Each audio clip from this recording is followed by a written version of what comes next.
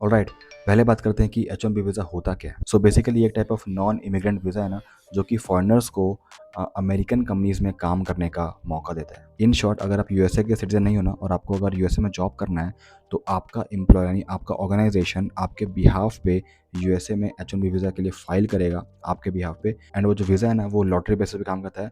And अगर एक बार आपका नंबर आ गया, then you are eligible to work in USA. इसका जो वैलिडिटी है वो होता है 3 साल का, and next 3 years can be extended by your employer. And ये जो H-1B वीज़ा है ना, ये सबसे ज़्यादा इंडियंस डोमिनेट करते हैं विद ऑलमोस्ट 72%। सो ये तो काफ़ी अच्छी बात है, राइट? तो उसमें दिक्कत क्या हो रही है? तो दिक्कत एक्चुअली ट्रम्प के नए रूल्स है। क्या है वो रूल? बेसिकली जैसा कि मैंने कहा, राइट, कि एम्प्लॉयर को ना आपके बिहाफ पे H-1B वीज़ा अप्लाई करना पड़ता है।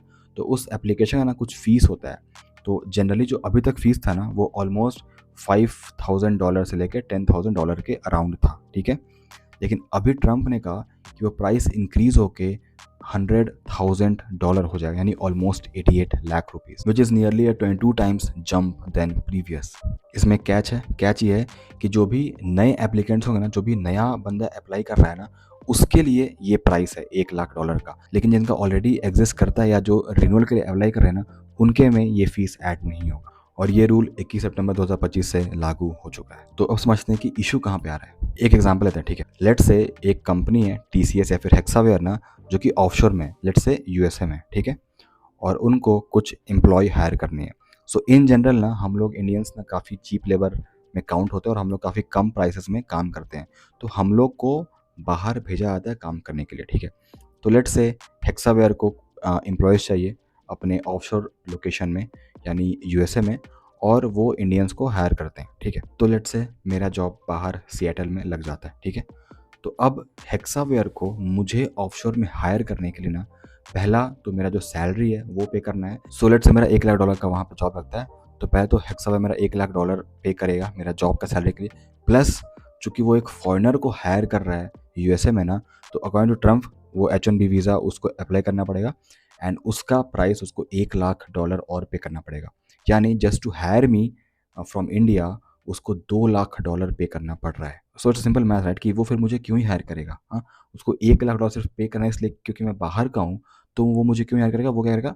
वो वहीं का अमेरिकन लोकलाइट को हायर कर लेगा। उसके लिए उसको कोई भी H-1B वीज़ा, कोई भी उसको प्राइस पे नहीं करना है।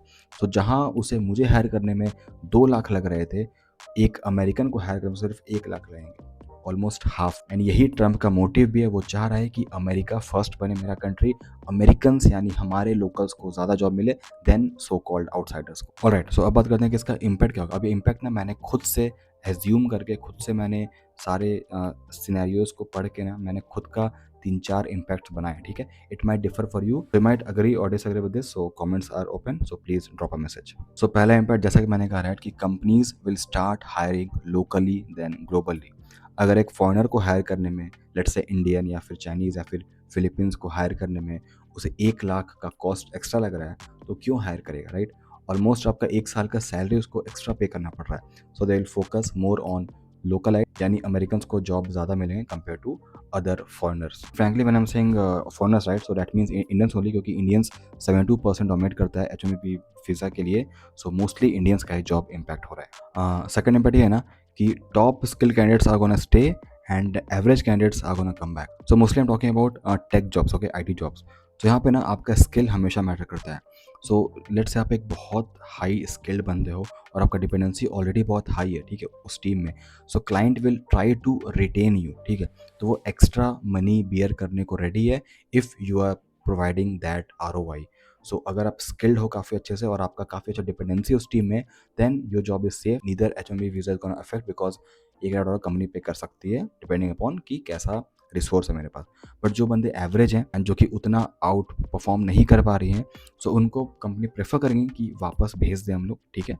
And that's gonna be one thing. And second है, जो फॉरनर्स यानी इंडियंस जो बाहर एज अ स्टूडेंट है वहाँ पे F-1B वीज़ा पे, वो अगर ट्राई करेंगे वो H-1B वीज़ा पे मूव करेंगे, तो उनका भी जॉब इम्पैक्ट होगा। क्योंकि पहला तो अगर वो स्किल बहुत ज़्यादा नहीं है, तो कंपनी क्यों ही आपके लिए H-1B वीज़ा का प्राइस पे करेगी। और सेकंड, अगर आपको वहाँ जॉब नहीं मिलता है, then ultimately you will have to come back to India, and that will again create pressure on Indian tech jobs. तीसरा इसका इम्पैक्ट मुझे ये लग रहा है ना कि रिमोट जॉब्स काफ़ी ज़्यादा बढ़ेंगे, ठीक है? देखो पैंडमिक के टाइम में भी हम लोग बाहर क्लाइंट के लिए काम करते रहे, ठीक है? इवन बाहर के लोग भी इंडिया वापस आए थे और उन लोग बाहर क्लाइंट के लिए काम करते थे। सो एनी हाउ काम तो हो सकता है, स्पेशली हम talking about tech jobs. Of course there are many jobs like management and all, जो कि आपका क्लाइंट फेसिंग जॉब और आपको जाना ही पड़ेगा, उनका जॉब तो सीवियरली अटैक होगा। I completely agree with that. But if I talking about mostly about tech job, right, so remotely काम हो सकता है। So instead of company bringing you in offshore location and paying that H1B visa premium, वो चाहेंगे कि आप तुम भाई इंडिया से काम करो, ठीक है, तुमको कुछ पे नहीं करना है, and you perform your best, and that's a win for both. So I think remote jobs काफ़ी बढ़ेंगे, but with that the crowd is gonna also increase, यानी यूएसए का मैक्सिमम क्राउड आपका वापस इंडिया आएगा एंड सब लोग एक साथ जॉब के लिए फाइट करेंगे। सो कीप इन माइंड कि क्राउड ज़्यादा बढ़ेगा, कॉम्पिटिशन ज़्यादा बढ़ेगा, बट जॉब्स भी बढ़ेंगे। ओके, तो चौथा इम्पैक्ट लोग बोल रहे हैं ना कि India is gonna become the next China, क्योंकि हमारा बाहर का शार्प माइंड्स वापस इंडिया आएंगे। So they are gonna build in India and build for India, and then we are gonna create our own jobs, और हम लोग अपना खुद का टेक इंडस्ट्री को ज़्यादा ज़्यादा स्ट्रॉन्ग कर पाएंगे और ज़्यादा हम लोग जॉब्स क्रिएट कर पाएंगे। But frankly I am not really confident on this, क्योंकि चाइना में ना गवर्नमेंट बहुत सपोर्ट करती है वहाँ पे। इंडिया में तो फंडिंग के नाम पे हमें सिर्फ ठेंगा मिलता है। But if government is agree to invest huge in R&D and support those sharp minds, trust me, India is gonna boom.